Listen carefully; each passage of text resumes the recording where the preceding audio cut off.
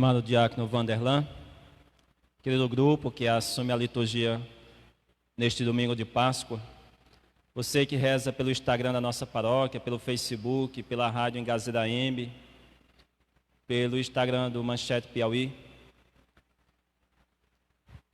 Qual seria o tema da nossa meditação hoje à noite? Seria o tema da ressurreição. Agora você pode se perguntar, que está em casa agora, como entender a ressurreição neste domingo de Páscoa, que celebramos a vitória de Jesus, da vida sobre a morte, e se estamos acabando de saber que 1.223 pessoas já morreram no Brasil?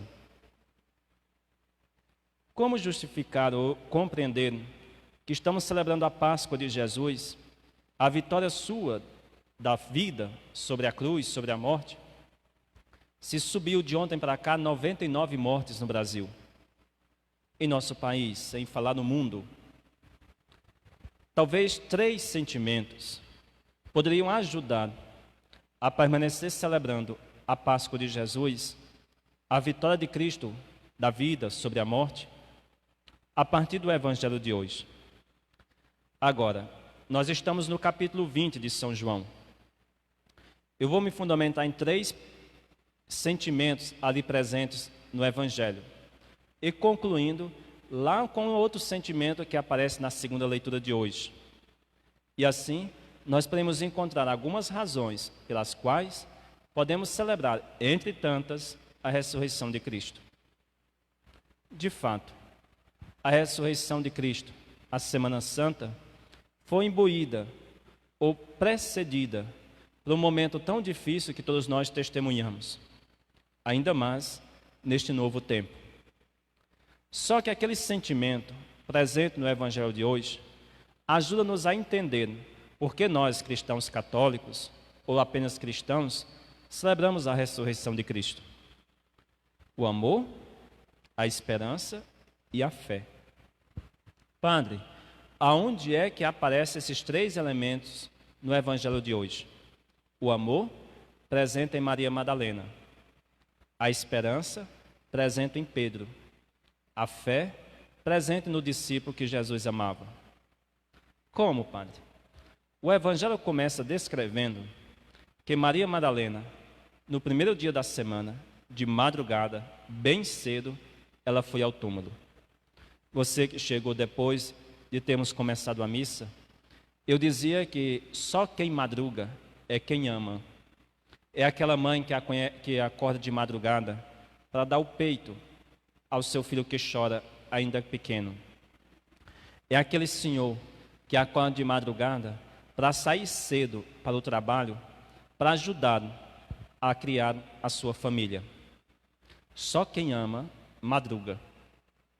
É como aquele casal de namorados que combina o seu encontro e fica já na vigília, na expectativa daquele momento. Só quem ama também faz vigília. É como aquele senhor, idoso, idosa, que fica aquelas noites de sentinelas e fica ali ao redor a sua família. Muitos podem ir até lá fazer uma visita, quando podia, evidentemente, mas para dizer que somente a família, por causa de um amor, conseguia manter a vigilância. Maria Madalena, ela foi ao túmulo de manhã cedo por causa de um amor. Não simplesmente de um amor relacional, mas de um amor que cura. Como eu recordava, lá em capítulo 8, versículo 2 de São Lucas, diz que foi dela que Jesus expulsou vários demônios. Aquele homem que tinha restituído a saúde, a vida, a visibilidade àquela senhora, estava morto. E para ela, é um sentimento de desespero, porque a única pessoa que tinha encontrado uma saída, uma esperança, aquele homem estava morto. Mas o seu amor e a sua forma de manifestar o seu amor jamais abandonou o amado. Ela foi ao túmulo de madrugada, foi para ver o amado, muito mais para testemunhar que Jesus estava morto, muito mais para testemunhar que Jesus estava ali no túmulo. Ela foi muito mais motivada para responder ou corresponder ao gesto que antes Jesus já tinha feito com ela. Só que quando ali chegou, o seu amado, aquele homem que tinha recuperado a sua saúde, tinha lhe dado a oportunidade de recomeçar a vida, já não estava mais ali. O amor não é só aquilo que faz vigília. O amor não é só aquilo que nos provoca pressa. O amor é também aquilo que nos provoca força e vontade de retornar. De não guardar só para si o que mais lhe interessa, o que mais lhe chama a atenção. Diz o Evangelho que ela voltou ao encontro de mais 2 discípulos e contou, testemunhou e disse o que estava acontecendo. O corpo de Jesus não está mais ali. Este primeiro passo, que é do amor, ajuda-nos a entender por que devemos celebrar o tempo da Páscoa neste tempo. Se esvaziar o amor da humanidade, se acabar o amor dos homens e das mulheres do nosso tempo, nós ficaremos presos nos túmulos das pessoas. Se acabar o amor, o sentimento mais verdadeiro e puro, nós permaneceremos nos cemitérios da vida, cheirando e nos alimentando dos sentimentos da morte. Se não fosse por causa do amor de Maria Madalena, para testemunhar a vigilância e testemunhar a ressurreição de Cristo, nós poderíamos ainda hoje, de certo modo, estarmos meditando uma morte, uma vida que se acabou num túmulo. Este gesto de amor alimenta a esperança de outras pessoas. Aqui vem a segunda dimensão do Evangelho de hoje e por qual motivo podemos e devemos celebrar a Páscoa de Cristo, a esperança. Diz o Evangelho que quando Maria Madalena contou aos outros 2 discípulos o que estava acontecendo, eles começaram a correr. Nós podemos imaginar que não havia nesta carreira uma competição para ver quem ali no túmulo chegasse primeiro, mas havia uma pressa para confirmar a expectativa interior dos 2 em dizer que o mestre da vida deles tinha de fato ressuscitado. A esperança que pairava ainda no interior deles, ainda desmotivados, desencantados, sem compreender o que estava acontecendo, nas incertezas, dentro deles caminhavam na busca de alimentar as suas esperanças. Ainda hoje, se faz muito presente e necessário alimentar as nossas esperanças. Mesmo diante dos dados que a morte se tornou números, nós não perdamos a esperança. Esta esperança é o que vai nos salvar. A ressurreição de Cristo não é mais hoje só apenas uma esperança, é uma certeza. Cristo ressuscitou. Nós testemunhamos, nós acreditamos. Os evangelhos narram isso e a humanidade inteira, há tantos anos, professam a ressurreição de Cristo. Esta esperança, que é de sentimentos também humanos, porque aqueles 2 discípulos, Pedro chega ao túmulo. O discípulo mais novo chega primeiro ali. Marcados pela esperança, diz o Evangelho que aquele discípulo mais novo chega e não adentra ao túmulo. Nós podemos ter esperança e estarmos pertinho de vencermos e não darmos um passo ainda à frente. Isso daqui é para você que nestes dias de isolamento social, de distanciamento social, tem dado um passo na esperança e tem agora dado 2 para trás, dizendo que não vai sobreviver, viver ou recuperar sua vida depois de uma relação amorosa que não deu certo. Aqui é para você que já se esforçou tanto na vida a se livrar de uma pessoa ou de outra, a se livrar de uma pessoa que puxou a vida toda o seu tapete e que agora você está quase lá no alto, dando o passo da recuperação, do encontro, da ressurreição e pode dar 2 passos para trás. E o pior, pode ser que neste tempo de isolamento, você esteja, ao invés de ir à frente, esteja voltando atrás, voltando para o que era antes, a mediocridade, tentar voltar ou reconciliar com uma coisa que já tinha acontecido. É importante, na vida que nós estamos vivendo e na Páscoa que estamos celebrando, entender que o amor faz vigília, mas é o que a esperança nos move para a frente. Este passo a mais, que só pode ser de certo modo confirmada com a presença de outro. Quando entra Pedro no túmulo, ali descobre 2 coisas muito interessantes. A primeira eram os linhos, aqueles lençóis que na época de Jesus, quando se morria, amarravam o corpo, como se fosse um tipo de um caixão que pudesse amarrar o corpo da pessoa. E botasse um lenço, um lenço, não um lençol, mas um lenço sobre o rosto da pessoa. Interessante, porque o Evangelho diz que quando Pedro adentrou ao túmulo, viu que aqueles símbolos, os lençóis, as faixas, estavam retiradas. As faixas como se tivesse assim exatamente saído do corpo e as faixas caído. E o lençol que estava no rosto de Jesus, dobrado.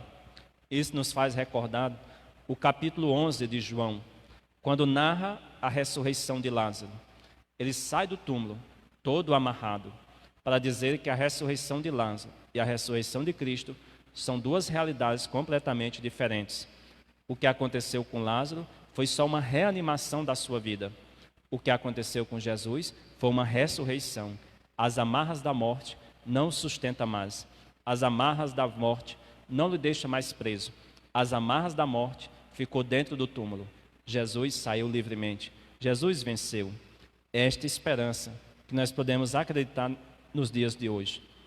É esta esperança que nós devemos alimentar a nossa fé, alimentar o nosso amor, que de nada adianta nós chegarmos até próximo do túmulo e não adentrá-lo, para que possamos também nos livrar dos sinais e das faixas da morte.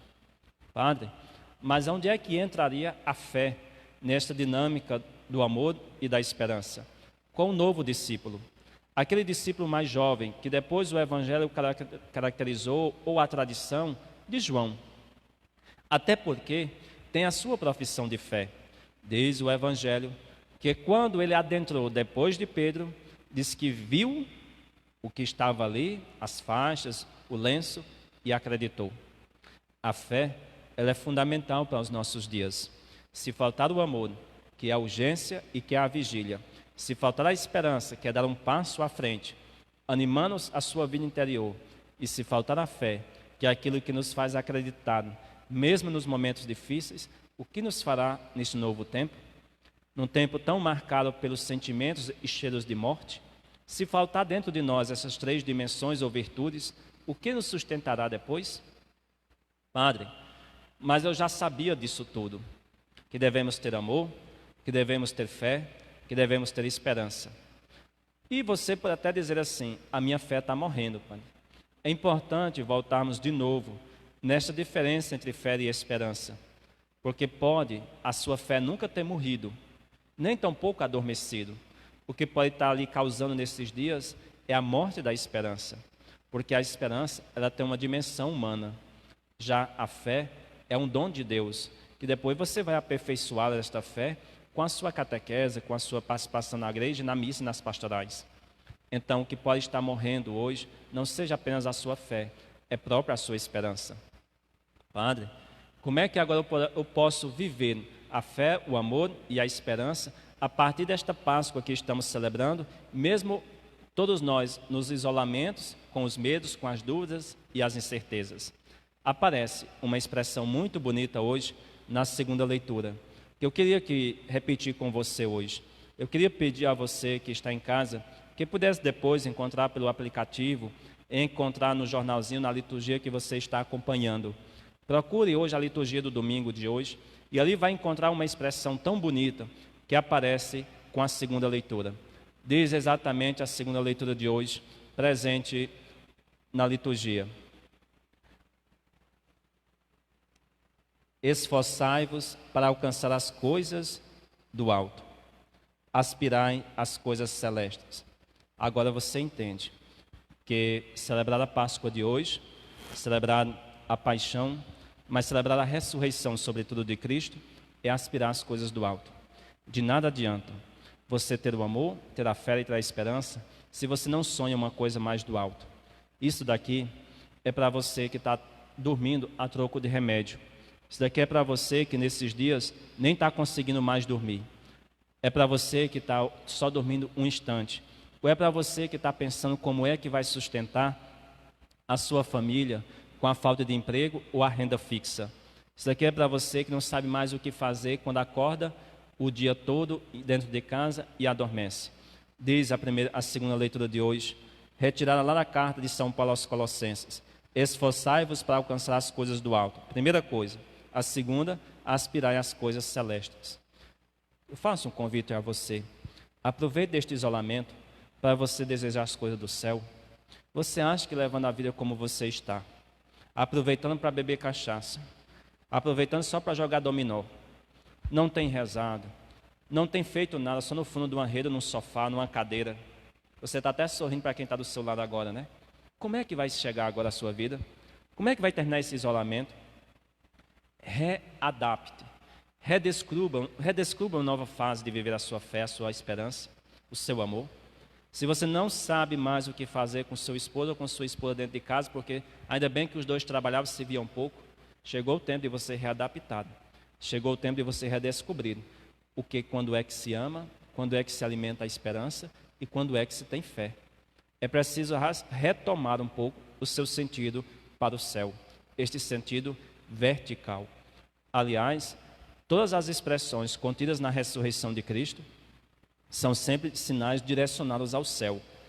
Se você continua fazendo contas porque está comprando fiado no supermercado e muito mais gastando com cachaça, com os maços de cigarros, com as quantidades de remédios que está tomando, repense um pouco o que diz hoje a segunda leitura. Aspirai às coisas do céu, as coisas mais sagradas. Talvez você nesse dia tenha alimentado muito mais a fofoca, tenha alimentado muito mais as conversas superficiais pelo WhatsApp. E não tem nem tanto conversado com outras pessoas, mas sempre com o mesmo grupinho, para dar conta da vida de todo mundo. É aí que Cristo precisa ressuscitar também, na sua vida, na sua casa, na sua família. Mas, pelo contrário, se você tem feito da sua casa uma igreja doméstica, você tem já feito a ressurreição de Cristo. Tem redescobrido o sentido da vida. Tem readaptado o sentido da vida no nosso tempo. Se você tem feito da sua casa nesses dias um lugar de oração, um lugar de esperança, um lugar de amor e um lugar de fé, você tem vivido a ressurreição de Cristo. A ressurreição não é apenas um ato isolado, um fato separado da morte.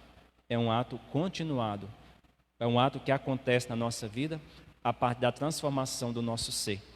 De tal forma que o Evangelho nos faz repensar o Evangelho e a citação bíblica quando diz: não me sustentes, porque a hora ainda não chegou. Olhe para o céu esses dias. Crie ânimo. Olhe assim para o céu a partir de amanhã ou de hoje à noite, quando for dormir, e peça a Deus essa graça. E você deixar de correr atrás de uma pessoa, e você tentar descobrir todas as horas e os minutos o que ela está fazendo. Peça a Deus a liberdade. Talvez o seu coração esteja tão fechado que não é o túmulo de Jesus que esteja aberto porque ele ressuscitou. É o seu coração que esteja fechado. Que até hoje você não encontrou a resposta porque devemos a ressurreição de Cristo. Aqui agora você entendeu porque devemos celebrar a ressurreição de Cristo, mesmo diante de tantos dados de morte em nosso tempo. Porque a morte, ela não está apenas fora de nós, ela está dentro de nós. E celebrar a Páscoa é reanimar o amor, a esperança, a fé, o desejo do céu dentro de nós. Para concluir, o Papa João Paulo II, agora santo, dizia: todas as vezes que comungamos, é um pedacinho do céu que mastigamos.